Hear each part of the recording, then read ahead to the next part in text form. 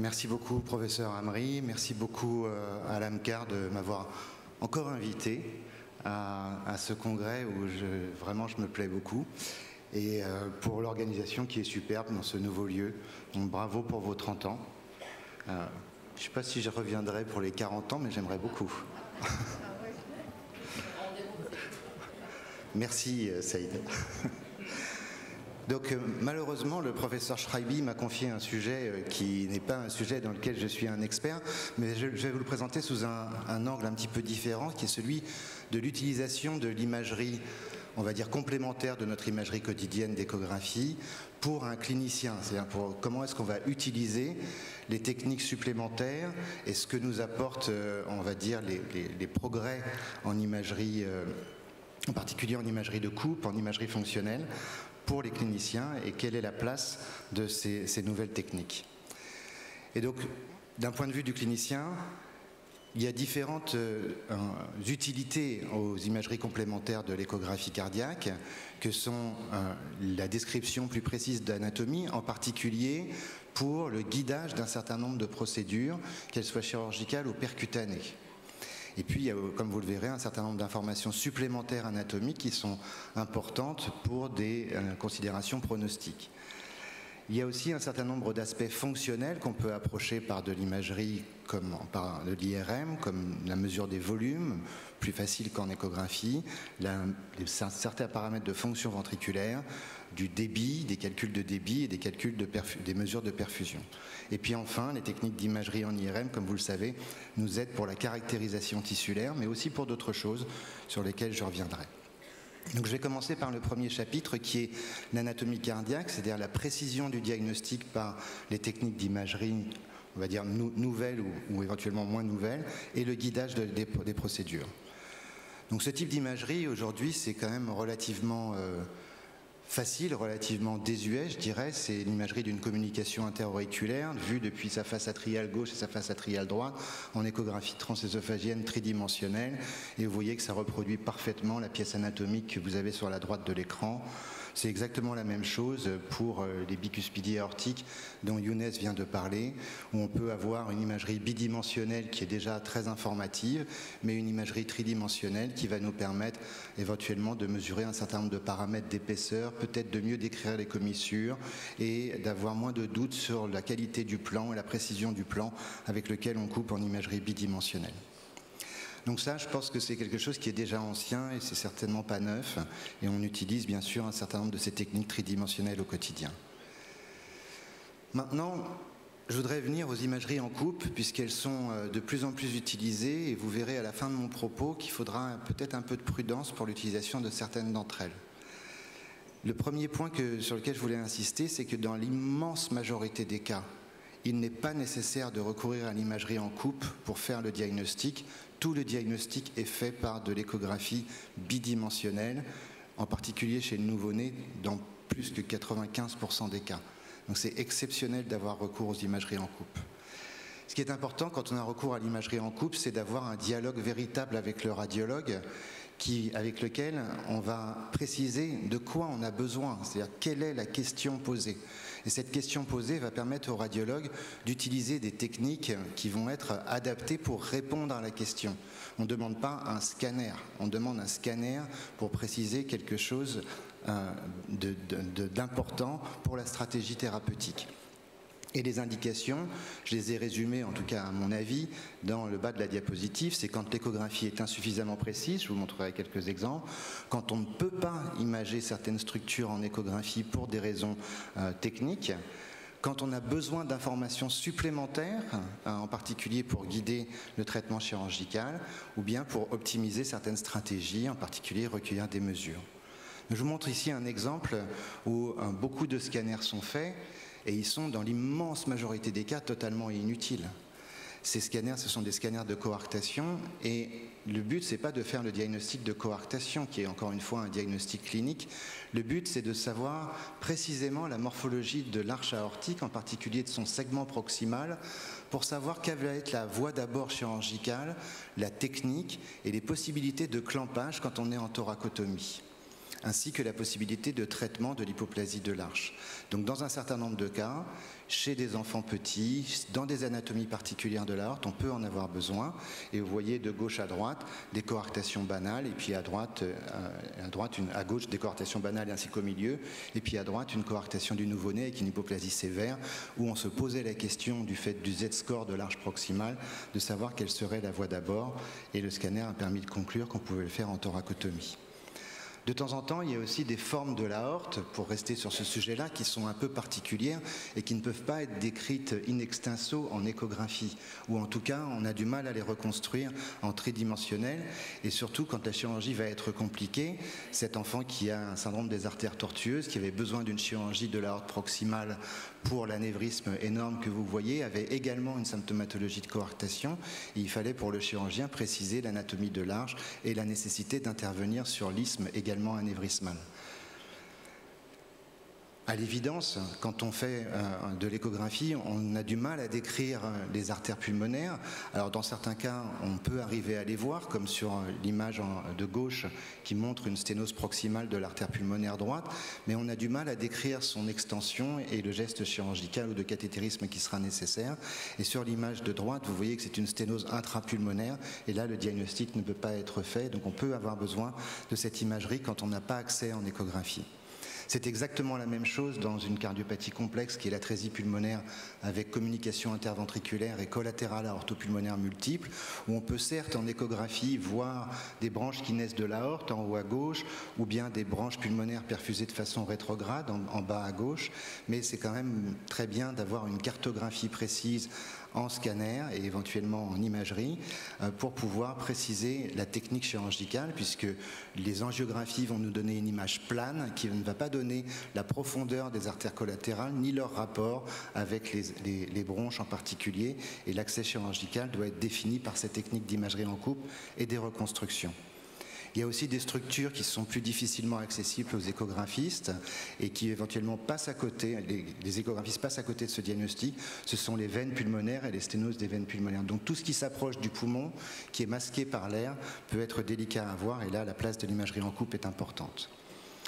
Il y a des anomalies de structure qu'on peut suspecter sur de la clinique, mais qui sont quasiment impossibles à voir. Et je ne rentrerai pas dans les détails, mais je montre juste un exemple. Ce sont les anomalies des arcs aortiques et les conflits trachéobronchiques, où là, on a besoin de l'imagerie, non seulement pour décrire l'anomalie vasculaire, mais aussi les rapports avec l'axe aérodigestif, et qui va définir la stratégie chirurgicale, la voie d'abord, et ce qu'il faut libérer quand il s'agit d'un anneau circulaire qui vient comprimer les voies aériennes.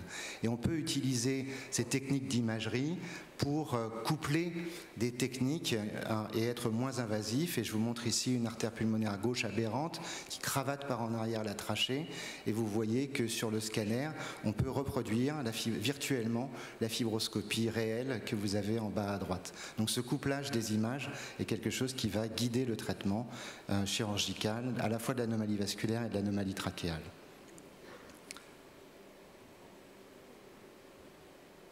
Pour moi, ça n'avance plus. Ah, voilà, pardon, excusez-moi, je reviens en arrière. Il faudrait juste me remettre la diapositive en arrière. Hop.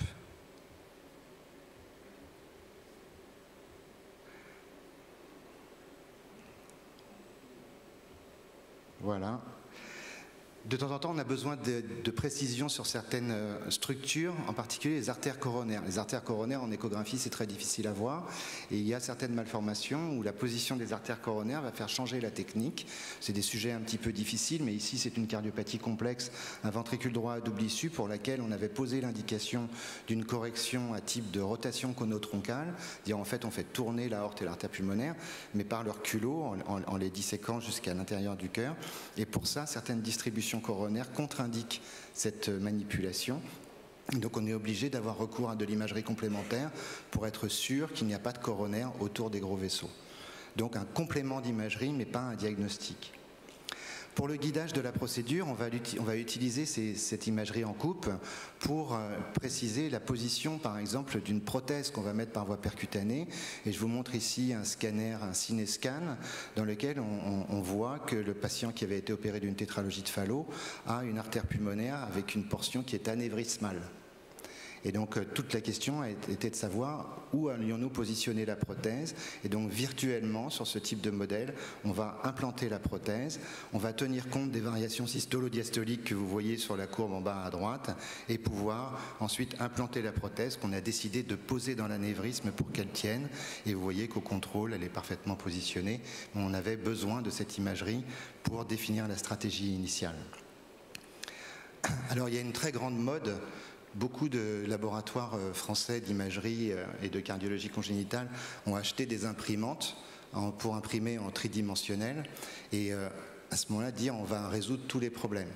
En fait, mais là j'exprime une opinion, c'est très très intéressant pour faire de l'enseignement, c'est très intéressant pour comprendre un certain nombre de choses, mais en tout cas aujourd'hui l'utilité pratique de ces modèles fixes imprimés est très difficile à percevoir, et pour nos chirurgiens, en tout cas dans mon service, ça ne leur sert que très très peu, voire jamais. Donc en fait il y a la poussière qui tombe sur l'imprimante. Par contre, toujours pour mimer les procédures, on utilise beaucoup ce type d'imprimante. Et vous voyez ici une CIA sinus venosus, et qu'on a imprimé en tridimensionnel. Puis ensuite, on est allé en salle de cathé avec le modèle imprimé, et on a mimé la procédure de fermeture percutanée de cette CIA sinus venosus et designé le stent pour pouvoir le faire chez ce patient.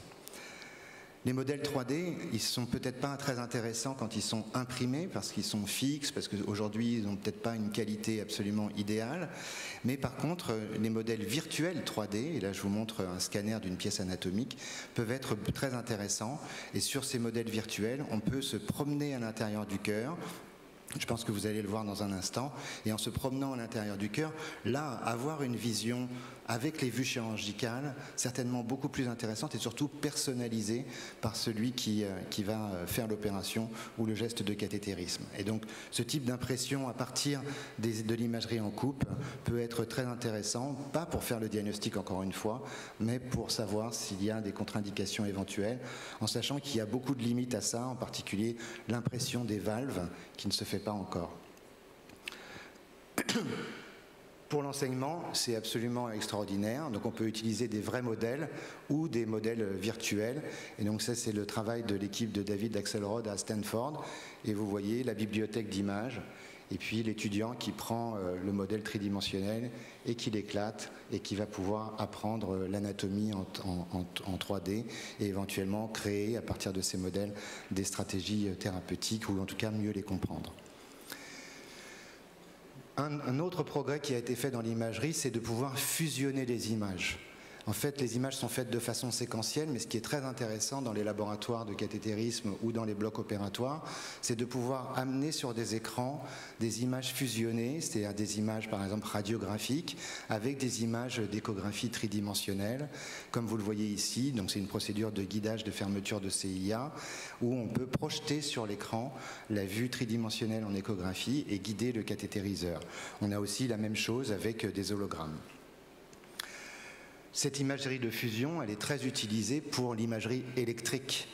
Et l'imagerie électrique, c'est aussi quelque chose que beaucoup d'entre vous connaissent, où on peut, en particulier dans les anatomies complexes qui sont les nôtres, ici c'est un patient qui avait une correction de Senning pour une transposition des gros vaisseaux avec un flotteur, et donc on peut projeter en tridimensionnel avec le système CARTO l'anatomie des oreillettes, la carte d'activation, et ainsi savoir quelle est la meilleure voie d'abord au travers du patch de Senning ou bien par voie transaortique pour aller ablater ces flotteurs. Donc voilà le flotteur qui tourne, et là nos rythmologues ont pu décider d'utiliser la voie transaortique pour aller couper le circuit de réentrée.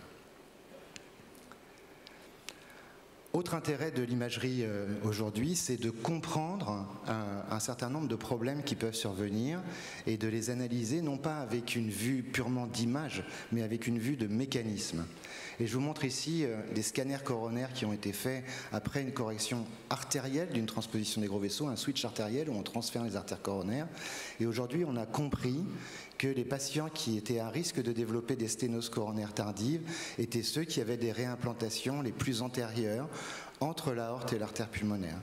Et donc aujourd'hui, l'imagerie ne nous sert pas à savoir obligatoirement s'il y a une sténose coronaire, mais à savoir de quelle façon on va suivre ce patient s'il comporte ce risque anatomique et positionnel. On a la même chose pour la coronaire droite en fonction de la hauteur de réimplantation. Et donc toute la compréhension de ces mécanismes va nous aider pour le suivi des patients. Donc on ne fait pas un examen diagnostique, on fait un examen à visée pronostique et pour améliorer la qualité du suivi. Et c'est ce que vous voyez ici. On a aussi un certain nombre de critères d'angulation en tridimensionnel pour ces coronaires. Et c'est important dans la vie des enfants de savoir si ce problème va survenir ou si on peut penser qu'il sera très rare. C'est la même chose, toujours dans la transposition des gros vaisseaux, cette fois-ci en utilisant de l'IRM, mais on couple l'IRM avec des études de physiologie vasculaire et on peut montrer par exemple que les patients qui ont une géométrie très angulée de l'aorte, comme ce patient-là, ont un risque plus élevé de dilatation de leur racine de l'aorte avec le temps. Et donc là aussi, c'est de la prédiction de la vitesse de dilatation de l'aorte en fonction de la physiologie vasculaire en tonométrie qu'on mesure pendant la séance d'IRM et de la géométrie de la crosse, ainsi que de la distribution des flux, comme vous le connaissez très bien dans les bicuspidies aortiques, avec ici un exemple de quête des flots sur lequel je reviendrai. Et donc à partir de là, on peut créer des algorithmes, et c'est ce que nous avons fait, de suivi des patients qui ont été opérés d'une transposition des gros vaisseaux en fonction de la géométrie de leur crosse et de la distribution de leurs flux en quête des flots. Donc de la prédiction par de l'imagerie. On fait de la physiologie avec de l'imagerie. On fait de la physiologie à l'ancienne. Ici, vous voyez la mesure des volumes ventriculaires, de la fraction d'éjection dans la tétralogie de Fallot, pour dire quand il faut remettre une valve, quand ça fuit, etc. Mais ça, c'est devenu vraiment de la routine. Mais aujourd'hui, avec la technique de quête des flots, on va avoir d'autres approches. Des approches beaucoup plus fonctionnelles. Elles vont nous permettre, certes, d'optimiser l'anatomie, mais de valider aussi des volumes, en particulier de la quantification de régurgitation ou de la quantification de shunt. On peut mesurer des vitesses, et avec des volumes, des vitesses et éventuellement d'autres paramètres comme du strain en IRM, on va pouvoir faire de la physiologie complexe. Et donc c'est ce que nous pouvons faire aujourd'hui.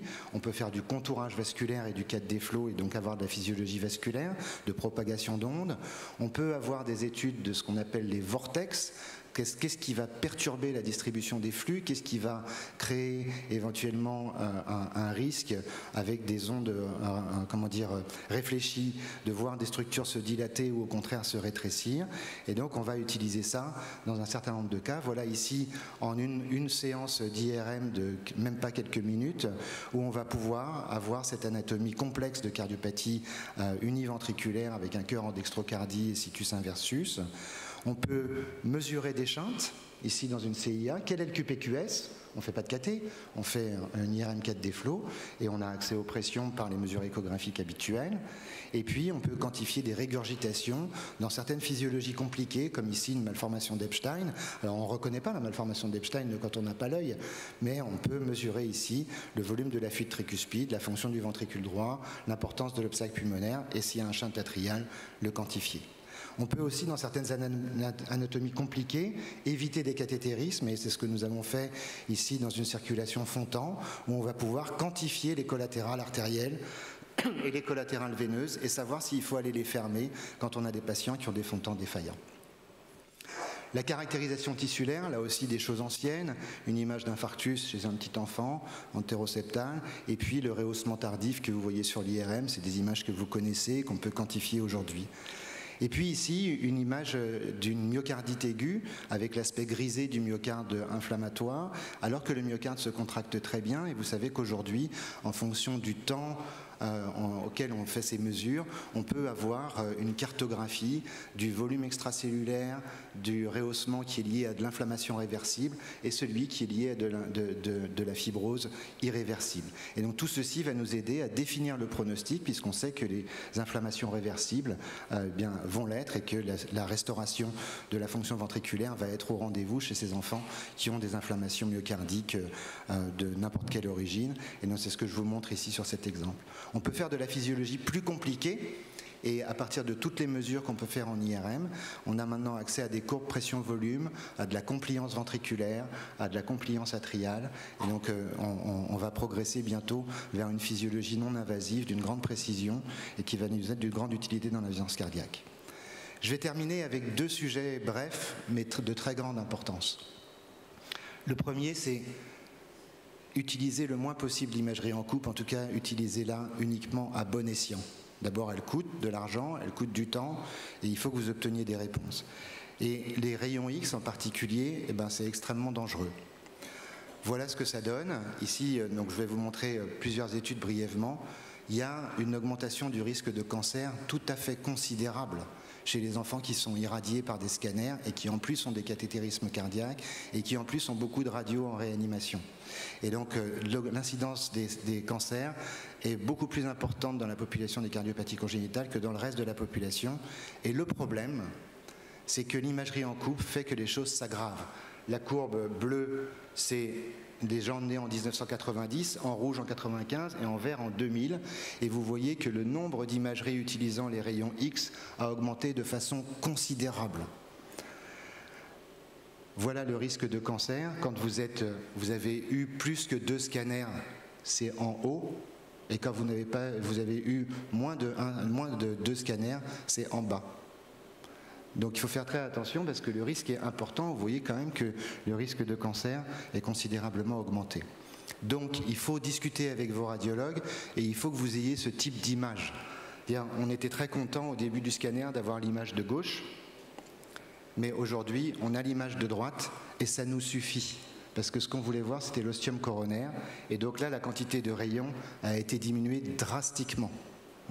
Donc il est très très important de ne pas utiliser les mêmes techniques qu'on utilise chez des vieux adultes pour lesquels ce risque est moindre.